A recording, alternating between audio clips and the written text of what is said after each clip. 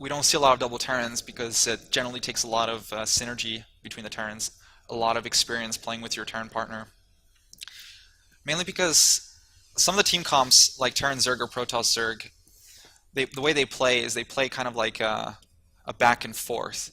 So one ally might make up for the weaknesses of another, and so there you need a lot of like comps that work well together. Whereas in double Terran, sometimes you can work together in a comp that is very solid together, like a bio plus mech, but you can also go like a double bio, and then just each person plays their own little game, and you harass different sides of the map and whatnot. So there's a lot of different things you can do in double Terran. So here we go, in game number 3, and it's going to be on this map again.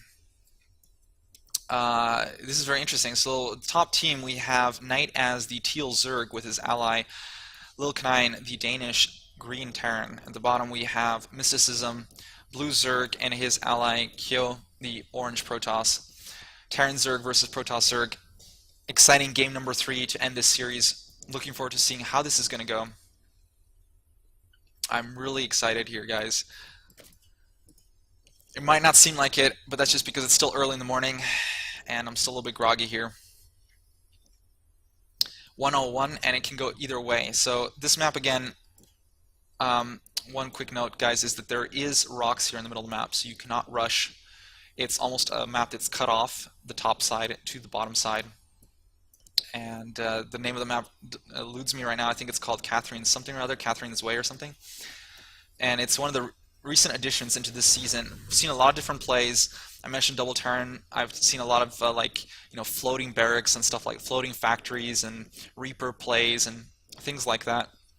But in terms of Terran Zerg versus Protoss Zerg, there's not a lot you can do at the start without revealing your hands. So rather than playing something risky, I think both teams are just going to do a little bit of a pressure build. So not fully commit to a one-base play, maybe do a little pressure and then transition into more of a mid-game style. We are seeing a gas coming down here. 2 gas. I'm not surprised here though, because the little pressure that I was talking about here from the Protoss is probably going to be like a proxy Oracle, maybe something like a proxy Stargate over here or something over here. And unfortunately for the top team, it looks like the Terran spawned at the bottom of their side, so he's going to probably be the one that's going to be hit first by a potential Oracle. Another option is just to barrel with some Blink Stalkers, but I think the safer hatch, there's absolutely no reason to get your pool early because of these destructible rocks here over at the middle of the map.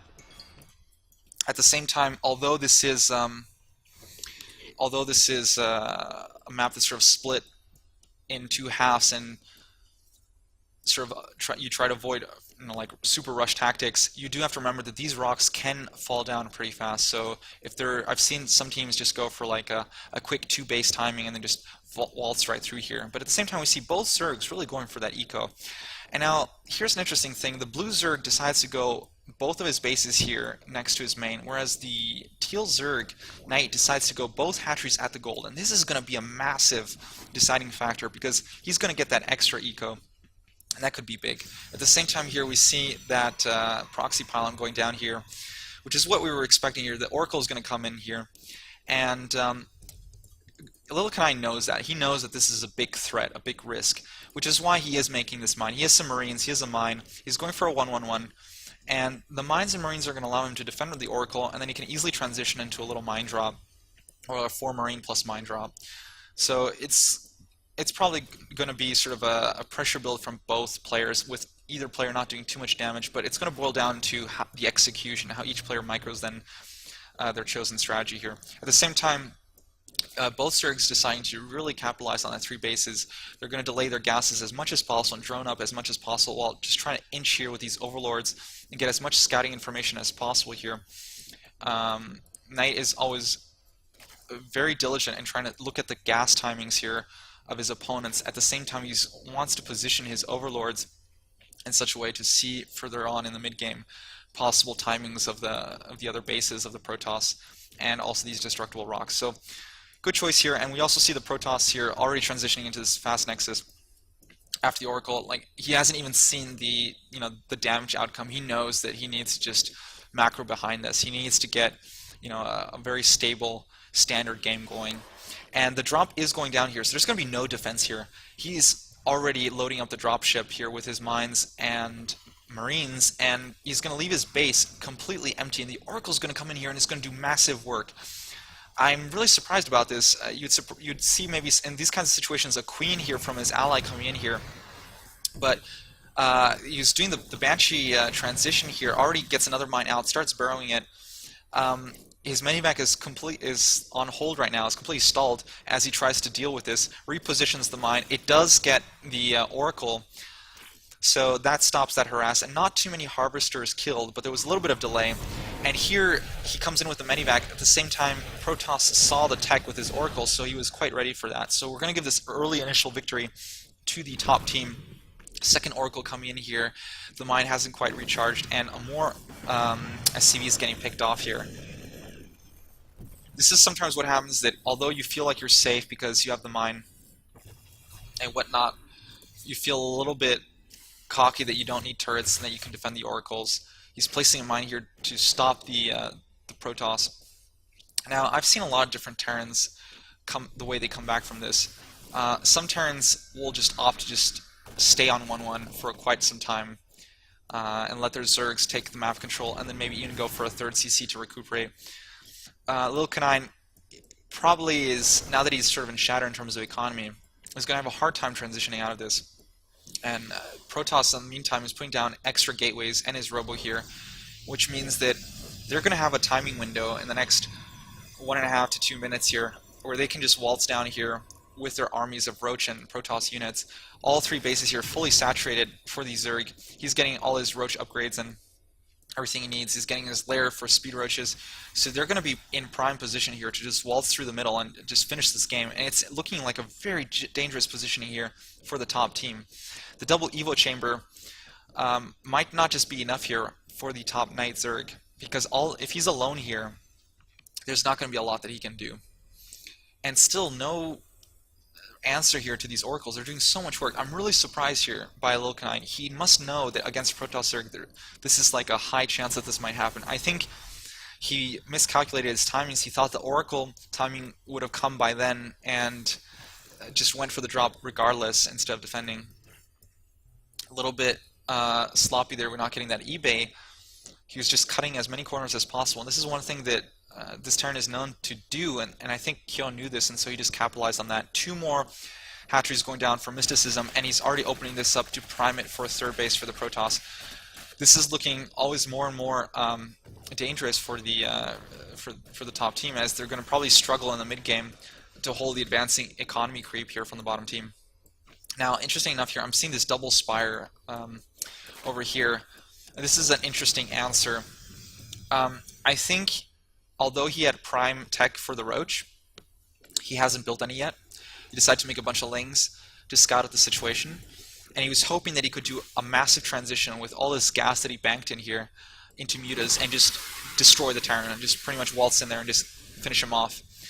But these Roaches are coming in now here, and the bottom team doesn't have quite yet an answer. He has a few Stalkers in here, and there's going to be an Immortal coming out of here soon, but he might be able to pick off some of these hatcheries, and this is exactly what they need. At the same time, this Ling run-by is wreaking havoc here at the top base. So both teams are just stalling, doing economic damage to each other's Zergs, while their Terran and Protosses are a little bit more on the back foot. We are seeing that 1-1-1 continuation, delayed Banshee here with Cloak, and I'm not sure if this is going to do too much damage. He does have the Robo, he has observers floating around his base. The Oracle, if need be, can reveal the Banshees here. So this is more of a desperation move here. At the same time, we are seeing that he is going for a mech play, Terran. So as long as they stall here long enough that they can get into the late game, Lillekanin's mech is very scary once he's got his eco rolling, and he is getting a third base to be able to play catch up before he cranks out too many expensive units. He's probably just going to get, you know, a few Banshees, a few Vikings, sorry, a few Hellions here for map control, map presence, and then after that he's just going to start adding in more factories, more bases, and get his real mech rolling. So they did manage to kill this hatchery here, but the blue Zerg, he is off almost 5 base again. Like, he is getting his gases rolling here, and this is going to be really scary as he adds in more tech units. He did go for like a good amount of mutas, but he's stopping already. So although he invested in that double spire, he might still switch at any time into some roach play. He does have ground unit tech available to him, whereas in the top team, their response is to get Hydras against these mutas. He might need some fungals, so he's probably going to get some fungals eventually. He's already researching the Infestor upgrades here, and the mutas here, not quite as planned. He got delayed with those mutas just enough to be able for Terran to secure some defenses there, those turrets and those mines there. But a dangerous, scary push here coming in here from the roaches. These are like these strong run-bys. Roaches are so resilient in this stage of the game where he can just come in here, pick off some bases, and just run away. Unless you have a vast amount of lings to do a surround and delay enough for like Protoss Army to come in here, roaches can come out. That being said here, he is splitting them off. The double upgrade here does finish here for the Spire, but he picks off so many bases. He picks off 3 bases and the lair. This is going to delay massively. He checks out here the gold to see if there's the Protoss third in here. It's not there. He knows now probably it's on the other side. Half the roaches get wasted, but half the roaches do manage to get out. So this is going to be big. And Mysticism, although he had such a great eco, he saved most of the drones, but he's going to get delayed here. Both of his bases here have now massive saturation of drones, and he's really off of like 2 highly saturated bases until the other 4 hatcheries of his bases get rebuilt. And he does have that 1-1 mutas, and this is going to be a little bit scary, although there's a vast Hydra count here. So one good fungal, and the top team could turn this around. That's really what they need. They need one good fungal here for these mutas. If this one fungal comes in here, where are the infestors here? They're not quite there just yet. He has to shoo away these Hydras, and wait, there's one infestor right there. He sees it, he spots it, it was getting rallied. He hotkeys it, and now he's going to try to get that money fungal. We saw some really good fungals in the first game, and it almost turned the game around. Can they do it again here? This is the first game that we also see Lillekanin going mech, so the opponent team might not have a feel for the momentum of Lillekanin's play. I'm pretty sure that they played each other on ladder before, but playing against Lillekanin's bio is very different from playing against Lillekanin's mech. He is sort of indecisive what to do with these Thors. They're very slow. He does get a big fungal here, and another fungal goes down. He's trying to stall as long as possible until these Thors get there. Can they get there in time? Third fungal goes down. They're on the red. The Thors are barely there. A few pot shots here from the Hydras, and most of these mutas actually die, and one Thor here on the sidelines manages to get a hit off. This was big. It looks like the blue team, bottom team, manages to give up some of the advantages that they had accrued from the start of the game. Just because these mutas are such a high-risk play. Like, yes, they're great for harass. Yes, they can make big plays, but if you can't really kill this Terran or do massive damage, once he gets this mech rolling, these mutas become a lot less effective, especially against this nice upgraded 2-2 ground comp army that Knight has here. And remember that, look at these evos here, they're only coming now, so blue is going to be way behind in terms of the upgrades here versus Knight's 2-2. So they all really just have is these this Protoss force, which is going to boil down to really perfectly placed time warps. If he doesn't get those time warps, it's going to be a struggle for the bottom. And the top team has 2 choices. They can just waltz here through the front door, or they can pick off some of the bases. It looks like they're sort of sieging up here, creating a line of siege, and then sending some forces here to pick off these bases. And unfortunately, Mysticism layers here on the side. I think Protoss realizes this and is trying to pick off. At the same time, all these drones are trying to be evacuated, and he's going looping around trying to save that because he's worried that the top team is going to come over here and just kill off his bases. But no, they're going for the big engage. Some money fungal is going on here, a time warp, but that's really just not going to cut it. The fungal allows the Protoss base to be picked off by the Zerg, and that he can't backtrack, he can't stutter step here. Muta's not sure what to do. They want to engage, but he sees the Thors, he sees the Hydras, he doesn't know how many fungals are in the back line. He's just so indecisive, he's so worried. He's like, oh, I need to get in there, but he just can't. He just can't right now. The team comp is too strong. And the Mutas are so clumped up. And Lillekanin sees that. He's morphed his Thors, and he just wants to get a nice shot off them. You saw that the Thors weren't shooting there for like a round or two. He's trying to constantly click, and they were getting blocked in their animation out of range. And now he swoops over there. He realizes that Zerg is not with the Thors right now, so he tries to get some money shots. One of the Thors falls down. Another one, the Thors stutter step in the background. The Hydras are melting to the Colossus. Did the bottom team manage to defend this? Amazing. I think the Zerg split off too early, and this could be actually devastating because that mech army is really costly. Yes, he has really high. They still have the upgrade advantage. Both the top team in their mech and their ground Roach Hydra have 2-2, whereas the bottom team is sort of in behind. They only have the 1-1 here for the Protoss, and I think it's still 0-0 for the Zerg. Yes, it is. They managed to kill the Evo chambers that were over here. But importantly now, the top team didn't do any damage here on these side bases, and those drones that evacuated here on the side managed to come over here and reflood these expansions. This means that it restabilized, and the top team must be thinking to themselves, wow, I can't believe we had a way there to win the game. We just sort of threw it. They got to now claw their way back into a situation of positioning advantage, and because now they're sort of more on the defensive, they can't put the aggression, the pressure. The Mutas are doing what they do best, and that is just to keep the mech player busy in his base by picking off these infrastructures, and the mech player is just waltzing back and forth from the top side to the bottom side here of his base. And Mutas are doing a good job at stalling, and some little Ling run bys here, but it's sort of stabilizing again and starting to move over here to the late game. And we're seeing here that the top Zerg is maxed out. Bottom Zerg here has struggled, and that's mainly because he's dumping most of his gas here into his mutas, so he doesn't really have a lot of extra gas for anything else. He has a lot of minerals, but a lot of Lings aren't going to do a lot unless he does like Ling run bys. And these Vipers here are going to be essential in picking off the Colossi and whittling down the Protoss army. So they're going for it again. So they didn't manage to win in the first push, but the Zerg Blue didn't manage to recuperate his army, and he's still stuck with those mutas. I think he pumped too much gas in there, and they didn't really transition out of that. So the second here push is going, and now they're not making the same mistake. They realize they need to just hit on the eco. So Lillekanin here is just fortifying this area, just stalling, while the Zerg sends a few forces on the right side. Drones evacuating again, but these bases are now going to be picked off. They're not going to make the same mistake again. But now Protoss sees an angle of opportunity. He knows that some of the forces of the Zerg are not in position. He just goes for it right into the tank line. I'm not sure this is the correct choice. A lot of the mutas got fungled there, and some good picks here from the Vipers, and as well as some of the clouds, disabling a lot of the units here of the Protoss, and the Protoss army just evaporates. Wow, what an exchange here. Just the power of mechs. So although Lillekanin got wrecked in the early game, he managed to just come back here with the power of mech. Mech is so sturdy in these 2v2 games in the late game. I'm not exactly sure what the bottom team can do right now. They have, they're on the backside right now. They're just streaming in some Lings here at the top to stall as much as possible.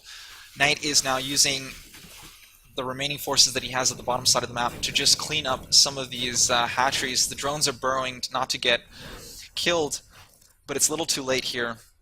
It looks like the Protoss is also getting mined out. He's trying to transition into some storm tech, seeing that the Colossus didn't really work out for him with the Vipers. But I'm just worried that the storm tech is not really going to do anything at this stage of the game.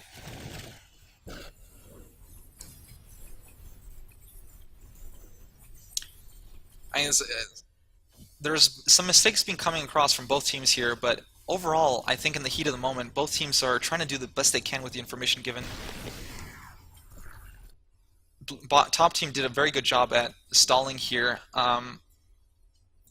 He could have spread the tanks a little bit better, but at the same time, he had a really prime position here to just nuke all the Protoss units that were here on the side. So we're seeing now here a transition from Terran. So now we're coming into the 25th minute mark, so there's like a really late game transition, and we're going to start seeing like things like Ravens and maybe even some battle cruisers to just soak up damage from the mutas and stalkers.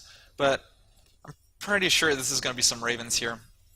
PDs are going to be essential against the stalkers here, but there's not a lot of stalkers left in this army comp. Instead, he's really dumping all of his gas here into these high Templars. This could actually help against the squishy Hydras, and then he has the Immortals to clean up the Roaches, but not really an answer here to the mech. Maybe with the Charge Lots and Immortals, he's hoping to be able to pick off the mech army. It's really going to boil down to how the angle of engagement is going to be, especially since there's still a good amount of Vipers here for Knight, and he still has a booming economy. I mean, Knight's been maxed out here for most of the game. And Blue Zerg seems to be transitioning into some Swarm hosts. Are these going to make it in time? I mean, he is sort of barely keeping his economy here on the right side alive. This hatchery just barely managed to survive from that Thor that was hammering at it earlier. And there's already a good amount. There's 6 here swarm hosts, and he's already starting to like put up the static defense. This is what's probably going to happen, is that the top team is just going to go on the right side and clean out all the bases here, destroy the economy, but at the same time it's going to allow the bottom team to mine out as much as possible to get as much as these really cost-efficient units like swarm hosts and Templars, and they're just going to be very defensive here. It's going to boil down to these stagnant, slow games. I mean, blue has a gigantic bank. He's just really lacking that gas. Every gas that he can get is really essential.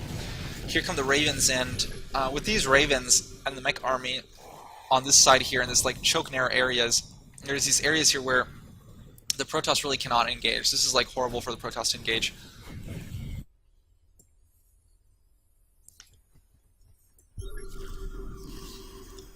So we're just seeing here that the top team, Terran and Zerg, are just waltzing right through here, and the bottom team, Blue and Protoss, are both a little bit undecisive. It looks like Zerg is just going for run-bys, just going for it, trying to kill as much eco as possible, and then to just play defensive back at home. We're seeing some Seeker missiles on these Templars, and they're all clumped. He needs to... Oh, wow, big shots here. Some of the Templars just dying instantly. He manages to save 6 or so of the other Templars on the side. Same time here, excuse me guys, we got some Zealots here and some Lings running over here. And this army is just slowly advancing, and Protoss already lost a good amount of his army, a good amount of his shields. And I think what he's doing is he's trying to protect the swarm hosts that are really out of position. He needs to unbarrow that. The Viper is yanking some of these swarm hosts. All the bases here of Knight are getting destroyed. So this is the last push here. Supply for the bottom Zerg, sorry, for the top Zerg is dwindling. So Knight lost all of it. So it looks like this really cost-efficient Immortal plus swarm host comp is actually been able to destroy the top Zerg's army. So all those Roaches and Hydras, the Hydra's overly greedy, not sticking with the tank line well enough. Lillekanin realizes this. He backs off his Thors to tank line. This actually could be really close, guys. The Ling run-bys managed to kill all the bases at the top, and they didn't really do a good job with their army push here. I'm really sort of frowning here upon this engagement that they did here. The top team, I think they just were overly excited to finish it. They knew that their army could finish it if they just were, slowly advancing, but I think Knight was a little bit too busy here cleaning up the top side, and he just ran his units in there, and they just died to the swarm host in the storm. But at the same time here, we're seeing that the right side here is not really mining, so although Blue has a decent bank, he really doesn't have that gas that he needs to replenish, so it's really going to boil down to these cost-efficient units. Protoss completely out of the game in terms of mining, only has these few units here left, and Terran still has a good amount, not only in terms of mining, but in terms of his army comp here. The scary 3-3 here, 2-2 here for the Protoss. It doesn't really matter too much right now. Right now, it's all about positioning and about the storms and the swarm hosts. Do we have any Vipers here? I'm not seeing any more Vipers in terms of the comp. Where are they? Most of the Vipers here there's one Viper left over here. One Viper left for the top team, and it's not really aiding. And they're just going for it. These Immortals are tanking so much, and the charge lots are just running right in there. The PDDs aren't really that cost efficient. They're not doing their money's worth, and the Protoss manages to clean up the Terran. This is going to mean that the Zerg is going to be able to regain some of these bases here, maybe get a hatchery going down over here or something. He has a lot of minerals here, so as long as he just gets some more economy rolling to get some gas rolling and get that swarm host count, he needs to keep all these swarm hosts alive as much as possible to make sure that he can survive these Roach plus Hydra pushes that are probably going to come in the next wave. So once we see some more mech coming up, building up here in the middle of the map, Zerg's going to join him, and they're going to do a third push and see if this is the last and deciding push. This could go either way, guys. More charge lots running in there, but getting decimated here by the Hellbats with Blue Flame. The Immortals here coming in slowly, stutter-stepping, only 2 tanks there to clean up.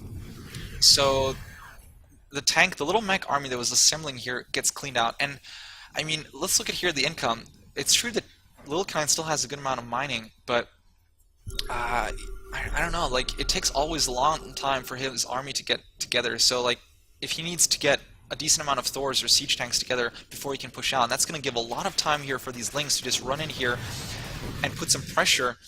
And the Roach and Hydra's army are more mobile than the Swarm host, but not than the Lings, and it's going to be a game of cat and mouse of chase here across the middle of the map. Some long distance mining here from the Protoss, trying to get as many minerals as he can just to get some more cost efficient units out. You see, he has no gas. He's been feeding all his gas to his ally to get extra swarm hosts, so that we're not going to see any more High Templars or units of the such here from the Protoss. He's just going to sit now on these units while he gets his Nexus down. We have some floating CCs here.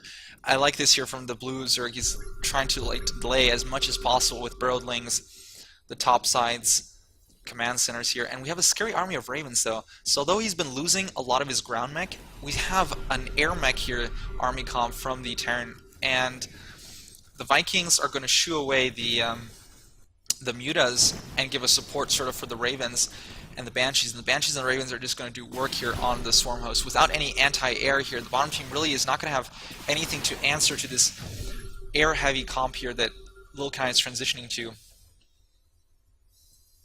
So it's looking very close here, but until the bottom team manages to get an answer to this comp here, we're seeing the double Spire here coming back into action, getting that 2-2 again from the bottom team here, and this is probably going to be his only answer here to this air comp.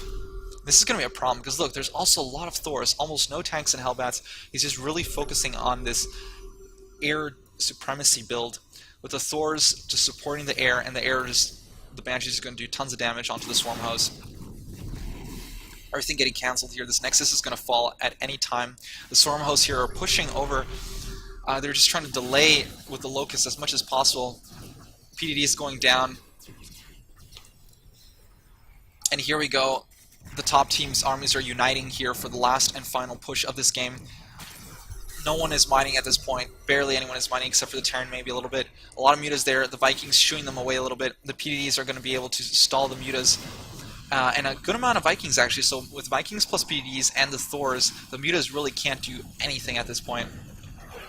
Mutas poking them as a front, the Vikings poking, sorry, the Mutas as a front line, and then the Thors from the back dealing out the heavy blows, and they're just retreating as much as possible. All the workers are being pulled. Swarm Hosts here are retreating one last time.